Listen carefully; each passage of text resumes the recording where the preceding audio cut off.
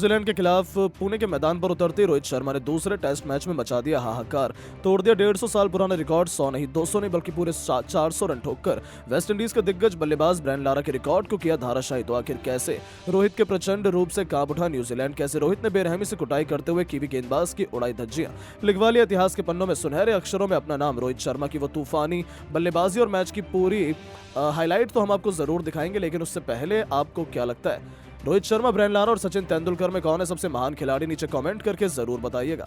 दोस्तों, जैसा कि आपको पता है, भारत और न्यूजीलैंड के बीच 2 मैचों की रोमांचक टेस्ट सीरीज के पहले टेस्ट मैच में टीम इंडिया बुरी तरीके से हार गई थी, जिसके बाद रोहित शर्मा की पूरी दुनिया के सामने बेइज्जती हुई। इससे तो रोहित का पारा 7वें आसमान पर था। वो तो न्यूजीलैंड से बदला लेने के लिए तड़प रहे थे। ऐसे में अब यह कारवां बढ़ चला है पुणे के महाराष्ट्र क्रिकेट एसोसिएशन स्टेडियम में, जहां दूसरे टेस्ट मैच का बिगुल बजने के साथ साथ भारत टीम के कप्तान रोहित शर्मा ने टॉस जीतकर पहले बल्लेबाजी करने का फैसला किया। लेकिन रोहित शर्मा खुद आज पहले दिन ही अपने बल्ले से इस कदर कयामत लेकर आने वाले हैं, इसका अंदाजा न्यूजीलैंड को क्या, खुद रोहित शर्मा और भारतीय खिलाड़ियों को भी तनिक नहीं था। आपको बता दें, इस मैच में रोहित शर्मा ने तूफानी बल्लेबाजी करते हुए पहली गेंद पर छक्के के साथ में अपना खाता खोला और बता दिया कि आज इसी अंदाज से तूफानी बल्लेबाजी देखने को मिलने वाली है। हालांकि ये तो सिर्फ शुरुआत थी। रोहित ने तो इसके बाद और भी ज्यादा खतरनाक बल्लेबाजी करते हुए पलक झपकते हुए अपना अर्धशतक पूरा किया। तो फिर कीवी गेंदबाजों की धुनाई करते हुए उन्होंने उसके बाद अपना शतक, दोहरा शतक और तीसरा शतक लगाया और फिर हुआ वो जिसके कारण भारतीय कप्तान रोहित शर्मा टेस्ट क्रिकेट के सबसे महान बल्लेबाजों की सूची में टॉप पर विराजमान हो गए। साथ ही उन्होंने कोहली, ब्रायन लारा और खुद सचिन जैसे क्रिकेट के भगवान को भी पछाड़ दिया है। जी हां दोस्तों, तूफानी छक्के से अपना खाता खोलने वाले इस खिलाड़ी ने पलक झपकते ही खतरनाक बल्लेबाजी करते हुए मात्र 38 गेंद के अंदर अपना अर्धशतक पूरा किया। इससे अंदाजा हो गया था कि वो आज किसी को भी नहीं छोड़ने वाले। अपने हिटमैन वाले अंदाज में वो तो मानो गेंदबाजों से खिलवाड़ ही कर रहे थे। देखते ही देखते रोहित ने अपने बल्ले से आग बरसाते हुए अपना शतक पूरा मात्र 71 गेंद पर कर लिया।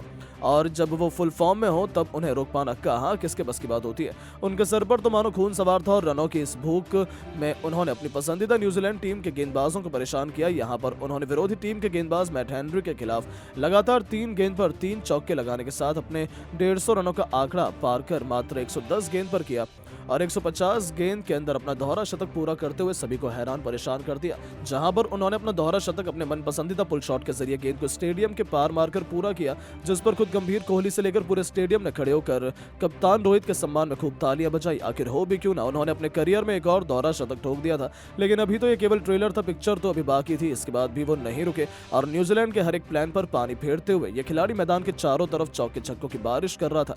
बेहद खतरनाक बैटिंग करते हुए 250 रन का आंकड़ा, 2 छक्के लगातार एजाज पटेल को लगाकर 230 गेंद पर पूरा किया और हर एक गेंदबाज को उनकी मौत से मिलाना जारी रखा, क्योंकि उन्हें रोक पाना किसी भी गेंदबाज के बस की बात अब नहीं थी।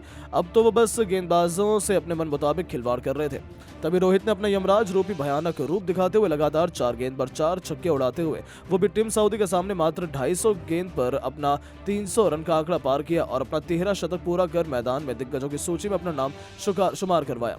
जहां तक तो आज तक खुद विराट कोहली भी नहीं पहुंच पाए थे। ये उनके लिए बहुत बड़ी उपलब्धि थी। उसके बाद लगा कि शायद अब रोहित वापस आ जाएंगे, लेकिन असली तबाही तो अभी आने वाली थी।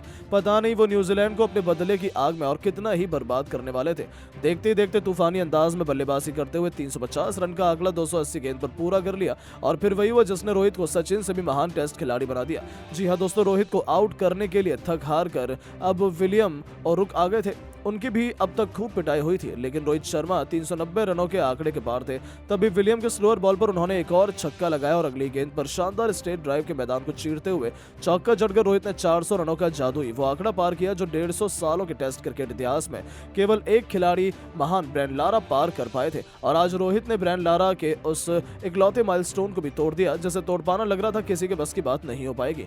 जहां उन्होंने अंत तक नाबाद रहते हुए 409 रनों की सुनहरी यादगार पारी खेली। इस दरमियान उनके बल्ले से 24 छक्के तो वहीं 28 चौके भी निकले थे, जो न्यूजीलैंड की बर्बादी का जीता जागता सबूत है। उनकी तारीफ में तो लोगों के पास शब्दों की कमी हो गई है। यहां तक कि रोहित शर्मा की तूफानी पारी को देखकर भारतीय टीम मैनेजमेंट काफी ज्यादा खुश हुआ और अभ्यास मैच में किए गए इसी तरीके के तूफानी प्रदर्शन की उम्मीद कीवी टीम के खिलाफ खेले जाने वाले दूसरे टेस्ट मैच में अब उनसे की गई। तो दोस्तों, रोहित शर्मा की शानदार पारी को अब 10 में से कितने नंबर देना चाहेंगे? अपनी राय नीचे कमेंट करके जरूर बताएं और ऐसी शानदार खबरों के लिए चैनल को सब्सक्राइब जरूर करें। धन्यवाद।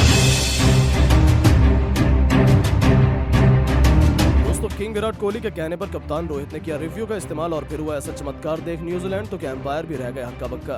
तो आखिर क्या था वो मोमेंट जब एम्पायर ने तो कर दी थी बेईमानी, लेकिन रोहित और कोहली की समझदारी से पलट गया मैच का पूरा रुख। कैसे चालाकी दिखाते हुए कोहली ने सिखाया एम्पायर को सबक, दिखाएंगे उस शानदार लम्हे का पूरा वीडियो। तो हमारे साथ अंत तक बने रहें, लेकिन उससे पहले यदि आप भी विराट कोहली और बुमराह के फैन हैं तो हमारी इस वीडियो को दिल से एक लाइक और चैनल को सब्सक्राइब करना बिल्कुल भी न भूलें। दोस्तों चौथी पारी में 107 रनों के लक्ष्य का पीछा करने उतरी न्यूजीलैंड को पहले ओवर में ही पहला झटका जसप्रीत बुमराह ने दिया था।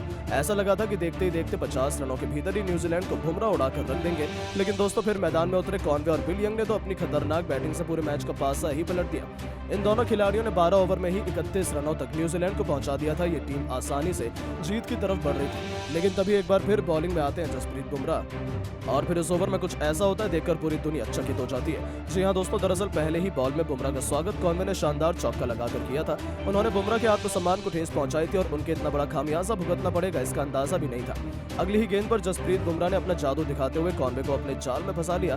गेंद उनके बल्ले को बीच में चीरते हुए सीधा उनके पैड पर जाकर लगी और विकेट के लिए बुमराह, रोहित, कोहली सबने जोरदार अपील की, लेकिन एम्पायर तो आउट देने को तैयार ही नहीं थे। ऐसा लग रहा था वो जानबूझकर ये सब कर रहे हैं। ऐसे में बिना समय गवाए विराट कोहली रोहित के पास जाते हैं और उन्हें रिव्यू लेने के लिए कहते हैं। हालांकि रोहित का मन नहीं था, लेकिन विराट कोहली के कहने पर रोहित शर्मा ने आखिरकार रिव्यू का इस्तेमाल कर लिया।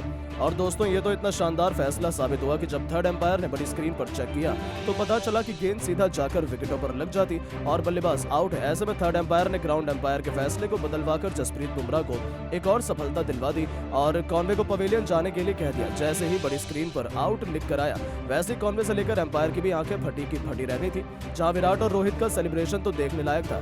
रोहित बुमराह ने विराट को थैंक यू भी बोला, क्योंकि उन्हीं की वजह से टीम इंडिया को यह सफलता मिल पाई थी। और जिस तरीके से टीम इंडिया ने यह विकेट लिया था, सबको धोनी की याद आ गई, क्योंकि वो ऐसे रिव्यू लेकर मैच का पासा पलट देते थे। लेकिन दोस्तों आपको क्या लगता है, इस विकेट का क्रेडिट किसे जाना चाहिए, रोहित बुमराह या फिर कोई और? अपनी राय नीचे कमेंट करके जरूर बताएं और ऐसी शानदार खबरों के लिए चैनल को सब्सक्राइब जरूर करें। धन्यवाद। दोस्तों टीम इंडिया की तगड़ी वापसी करवाते हुए सरफराज ने ठोका शतक, तो पंत ने उड़ाकर रख दी न्यूजीलैंड के गेंदबाजों की धज्जियां। तो पूरी दुनिया में हाहाकार मच चुका है। जहां एक तरफ सचिन से लेकर पॉन्टिंग भी इन दोनों बल्लेबाजों को सलाम कर रहे हैं, तो वहीं शोएब अख्तर से लेकर ब्रेंडन मैकलम की भी आंखें फटी की फटी रह गई। वहीं धोनी ने तो जो कहा वो सुनकर बिना कहीं भी मत जाइएगा। तो सरफराज की घातक सेंचुरी, पंत की बैटिंग पर क्या कुछ कहा इन दुनिया भर के दिग्गजों ने, उन सबके बयान तो हम आपको दिखाएंगे, लेकिन उससे पहले यदि आप भी पंत और सरफराज के फैन हैं तो हमारे इस वीडियो को दिल से एक लाइक और चैनल को सब्सक्राइब करना बिल्कुल भी ना भूलें। दोस्तों सरफराज खान ये नाम नहीं बल्कि एक ऐसा तूफान बन चुका है जिसने न्यूजीलैंड जैसी खतरनाक टीम के गेंदबाजों को सूखे पत्तों की तरह उड़ा दिया और बेंगलोर के मैदान पर अब अपनी छाप छोड़ गए। जी हां, न्यूजीलैंड के खिलाफ पहले टेस्ट मैच की तीसरी पारी में जब टीम इंडिया मुसीबत में थी, कप्तान रोहित भी 52 रन बनाकर पवेलियन लौट गए थे। तब सरफराज खान मैदान में आते ही दूसरी तरफ खड़े थे विराट कोहली। जरूरत थी एक बहुत बड़ी पार्टनरशिप की। उस समय सरफराज खान अपने बल्ले से ऐसा चमत्कार दिखाते कि टीम इंडिया 100 नहीं 150 नहीं बल्कि सीधा 200 रन के पार ले जाते हैं। किंग कोहली से कंधा मिलाते हुए इस खिलाड़ी ने शानदार अर्धशतक ठोक दिया। विराट कोहली के साथ मिलकर उन्होंने 150 रनों से भी अधिक की दमदार साझेदारी की और उसी के चलते टीम इंडिया न केवल इस मैच में वापसी कर पाई बल्कि भारत की जीत की उम्मीदें भी जिंदा हो गई। हालांकि विराट के आउट होने के बाद भी सरफराज खान नाबाद थे और जब चौथे दिन मैदान में वो उतरे तब उन्होंने न्यूजीलैंड के गेंदबाजों की बेदर्दी से कुटाई करते हुए टेस्ट मैच को T20 बना दिया और देखते ही देखते चौके छक्कों की आंधी लाते हुए न केवल उन्होंने पंत के साथ 50 रन की साझेदारी केवल 50 गेंद में भीतर पूरी कर ली, बल्कि अपना शानदार शतक ठोककर इतिहास के पन्नों में अपना नाम सुनहरे अक्षरों में लिखवा लिया था। जहां सुबह सुबह ही इन दोनों सुपरस्टार्स ने न्यूजीलैंड की कब्र खोद डाली और टीम इंडिया को इतने बड़े स्कोर तक पहुंचा दिया कि न्यूजीलैंड की 376 रनों की लीड भी बौना बनकर रह गई। तभी तो उनकी खूंखार बल्लेबाजी ने पूरी दुनिया भर के दिग्गजों का दिल जीत लिया है। सबसे पहले तो God of cricket Sachin Tendulkar का कहना है कि बो डाउन टू सरफराज खान। जिस मैच्योरिटी, समझदारी और इंटेंट से सरफराज ने इस मैच में बैटिंग की है, ये दिखाता है कि सरफराज बहुत लंबी रेस के घोड़े हैं। जिस टीम में रोहित शर्मा, विराट कोहली, यशस्वी पंत और जैसे खिलाड़ी ऐसे हों, वहां सरफराज जाकर सेंचुरी मार देते हैं, तो आप समझ सकते हैं ये कितने अनमोल हीरे हैं। सच में यदि सरफराज यहाँ नहीं होते तो शायद हमारी टीम इस मैच में वापस नहीं आ पाती। थैंक यू सरफराज और बहुत बहुत बधाई हो आपको इस सेंचुरी के लिए। तो वहीं ऑस्ट्रेलिया के महानतम कप्तान रिकी पॉन्टिंग ने कहा कि इसीलिए कहते हैं भारत टैलेंट का खजाना है। जिस मैदान पर इतने बड़े बड़े खिलाड़ी फ्लॉप हुए, वहां सरफराज खान ने आकर इस तरीके से टीम इंडिया की वापसी करवाई जहां भारत की जीत की संभावना 1% भी नहीं थी। ये सेंचुरी लाखों में एक है, क्योंकि ये उस मुश्किल समय में आई है जब सबने सोच लिया कि अब तो न्यूजीलैंड जीत जाएगा। सच में मैं तो सरफराज का दिन ब दिन फैन ही बनता जा रहा हूँ, क्योंकि इस खिलाड़ी ने जो कर दिखाया है वैसा पारी मैंने पिछले कुछ समय से नहीं देखी है। शोएब अख्तर का कहना है कि माशाल्लाह सरफराज खुदा का वास्ता है, सच में मजा आ गया। ये पारी देखकर मुझे तो लगा था टीम इंडिया कहीं बुरी तरीके से न हार जाए, लेकिन इस युवा खिलाड़ी ने अपने उबलते हुए खून, अपनी ताकत का जो नमूना दिखाया है वो काबिले तारीफ था। तभी तो कहते हैं भारत दुनिया की नंबर 1 टीम है। यही तो कारण है कोई भी खिलाड़ी आता है और सेंचुरी मार देता है और हम एक खिलाड़ी भी अच्छा नहीं निकाल पाते हैं।